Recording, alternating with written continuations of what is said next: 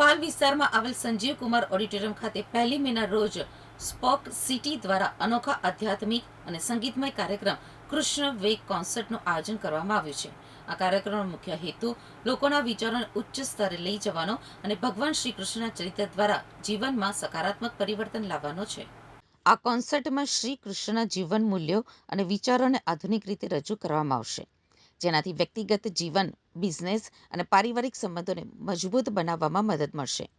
આ કાર્યક્રમમાં કીર્તન અને સંગીતનો સમન્વય થશે, જેમાં ઉપસ્થિત લોકો આનંદની અનુભૂતિ સાથે સંગીતમાં તલ્લીન થઈ જશે.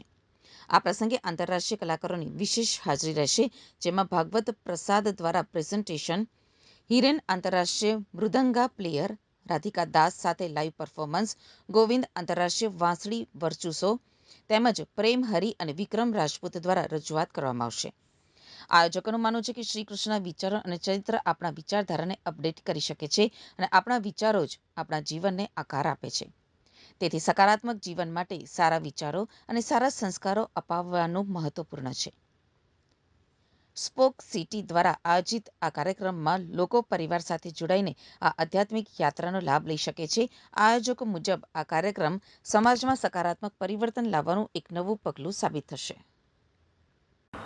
Spoke city supreme personality of Krishna community, અમે લોકો એક એવી કોમ્યુનિટી બનાવી છે કે જેમાં લોકો કૃષ્ણના ચાહકો કે કૃષ્ણ પ્રેમથી લઈને રણભૂમિથી લઈને જેટલું એનું ચરિત્ર છે, એ ચરિત્રના માધ્યમથી આપણે બધા આપણી પર્સનલ લાઈફમાં શું ચેન્જ કરી શકીએ. લોકો એવું માનતા હોય કે એ દુઃખી છે, પણ જો એ કૃષ્ણના ચરિત્રને જોવે તો ખબર પડે કે આપણે કરતાં પણ વધારે દુઃખી હતા, પણ એના ચહેરા ઉપરથી કોઈ મુસ્કાન છીનવી નથી શક્યું. ઇવન કંસ હોય કે કોઈ પણ અસુર હોય, પણ કૃષ્ણની લાઈફમાંથી આપણે જોઈએ તો હંમેશા પોઝિટિવિટી નીકળી છે, લોકોને હેલ્પ કરી છે, પોતે હંમેશા મુસ્કુરાતા રહ્યા છે, મ્યુઝિકથી લઈને બધું જ ગાતા રહ્યા, નાચતા રહ્યા, લોકોને નચાવતા રહ્યા. તો આપણે પણ આપણી લાઈફમાં આવું પોઝિટિવિટી લાવીને આપણે કેવી રીતે આપણી લાઈફમાં કૃષ્ણની જેમ હેપી રહી શકીએ, એના માટેની આ કોમ્યુનિટી છે. અને ખાલી લાઈફ ચેન્જિંગ નથી, પણ આપણે એકબીજાને બિઝનેસ પણ મળે, એકબીજાને હેલ્પ મળે, એકબીજાને સુખી. લોકો માને છે કે દુઃખી છે, પણ દુઃખી છે જ નહીં, એ પોતાની જાતને સુખી સમજતા થઈ જાય પહેલાં તો. એટલે અ જર્ની ટુવર્ડ્સ હાયર થિંકિંગ. આ ઇવેન્ટ સ્પેશિયલી એના માટે છે કે જે આપણા વિચારો છે એ વિચારોને આપણે ઉપરના લેવલમાં લઈ જઈએ મેઇન. અને વિચારથી જ આપણી દુનિયા બને છે. આપણે આજે જે કાંઈ પણ છીએ એ આપણા વિચારોને લીધે છીએ. જે પણ આપણે વિચારીએ છીએ, જે પણ આપણું માઇન્ડસેટ છે, એ પ્રમાણે જ આપણી પોઝિશન છે. જો આપણે આપણા વિચારના લેવલને ઉપર લઈ જઈશું તો ઓટોમેટિકલી આપણી લાઈફ પણ ગ્રો કરે છે. તો એના માટે વિચારોને ઉપર લઈ જવા માટે બેસ્ટ છે કૃષ્ણ ચરિત્ર. એનાથી બેસ્ટ આ દુનિયામાં બીજું કાંઈ જ નથી.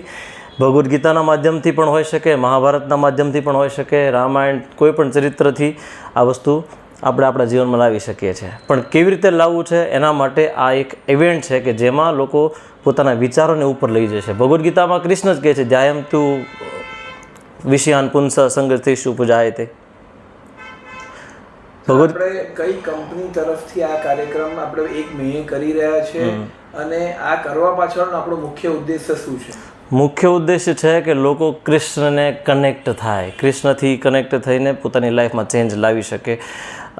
કોઈની લાઈફ બદલાવી નથી, પણ લોકોની લાઈફને બેટર કરવી છે. અમે કોઈ આ કોન્સર્ટ કરવા માટે, ઇવેન્ટ કરવા પાછળ એવું નથી કે કોઈ લોકોને ચેન્જ કરી દઈશું. લોકો તો પોતાની જાતને ચેન્જ કરે તો ઓકે, પણ કૃષ્ણના માધ્યમથી પોતાના વિચારોના લેવલને ઉપર લઈ જાય કે જેનાથી હેપી બની જાય. બસ વિચારોને ઉપર લઈ જવા માટે આ કોમ્યુનિટી છે અને કૃષ્ણથી કનેક્ટ કરવા માટે છે સ્પેશિયલી. થીમ છે અને આ કેટલા કલાકનો કાર્યક્રમ હશે તે વિશે પણ કહો. સૌથી પહેલાં તો કૃષ્ણ ટોક્સ થશે. કૃષ્ણના ચરિત્ર ઉપરથી આપણે શું શીખી શકીએ, કૃષ્ણના સ્વભાવથી લઈને કાંઈ પણ. અને 1 કલાક કદાચ એ ચાલશે ને પછી કીર્તન કોન્સર્ટ છે કે જેમાં મેડિટેશનલ ટુ હાઈ એનર્જેટિક મૂડ સુધી લઈ જાય. જે શરૂઆત થાય એવી કે એના બીટ્સ એ ટાઈપના હોય છે સ્પેશિયલી આ કોન્સર્ટમાં, કે એવા કીર્તન બહુ ઓછી જગ્યાએ જોવા મળે છે આપણને. અને આ મ્યુઝિક સાથે કૃષ્ણનું નામ મેડિટેશનલ હોય, પણ ધીરે ધીરે એવું થાય કે ધીમે ધીમે વ્યક્તિ પોતાના જાતને રોકી ન શકે અને ઊભો થઈને નાચવાનું શરૂ કરી દે. એના માટે આ વ્યવસ્થા કરવામાં આવી છે કે લોકો આ ફીલ કરે. ખાલી સાંભળવું અને સાંભળવા માટે તો લોકો બહુ સાંભળે છે ને કોઈ આજ સુધીમાં સુધર્યું નથી એવી રીતે કે પોતાની લાઈફને બદલી નાખે કોઈને સાંભળીને. પણ કૃષ્ણનું ચરિત્ર એટલું પોઝિટિવ છે કે એને સાંભળીને વ્યક્તિને મજબૂર આમ પોતાની જાતને એમ કે હા હવે મારે ચેન્જ થવું છે, અપડેટ થવું છે. સુરત શહેરની જનતા પાસેથી આપને શું અપેક્ષાઓ છે? સુરત શહેરની જનતા તો પહેલેથી કૃષ્ણ પ્રેમી છે, કારણ કે દ્વારકાધીશ આપણા ગુજરાતમાં સૌથી વધારે વર્ષ કૃષ્ણએ દ્વારકામાં કાઢ્યા છે એની જીવન ચરિત્રમાંથી. તો બધા જ કૃષ્ણ પ્રેમી છે, મને ખબર છે, અને સ્પેશિયલી બધા જ આનો લાભ લેશે એવી મને આશા છે. સુરત શહેરના લોકોને આપ શું મેસેજ પાઠવવા માંગો? સુરત શહેરના લોકોને હું મેસેજ આપવા માગું છું કે દ્વારકાધીશ ભલે કૃષ્ણ છે, પણ દ્વારકામાં રહેતા 16,108 રાણીઓ હોવા છતાં પણ, બધું જ હોવા છતાં પણ પોતાના મિત્રોને, પોતાની ગોપીઓને, પોતાના વ્રજ સખાઓને એ ક્યારેય ભૂલા નથી. અને દ્વારકામાં સૂતા પણ એ રાધાની માટે, ગોપીઓની માટે યાદ કરીને એને પણ મતલબ રડતા હતા કૃષ્ણ. તો એ કોઈને પણ ભૂલતા નથી, નાનામાં નાના વર્ષો પહેલાંના પણ સંબંધોને ભૂલતા નથી. કૃષ્ણ બધાને યાદ રાખે છે. એટલા માટે દ્વારકામાં રહીને પણ એ વૃંદાવનને યાદ, પોતાના વ્રજને યાદ કરે છે. તો આવા કૃષ્ણ છે, અને બસ આપણે પણ કૃષ્ણ પાસેથી શીખી શકીએ કે આપણે કોઈને પણ ઇગ્નોર કરવાની જરૂર નથી.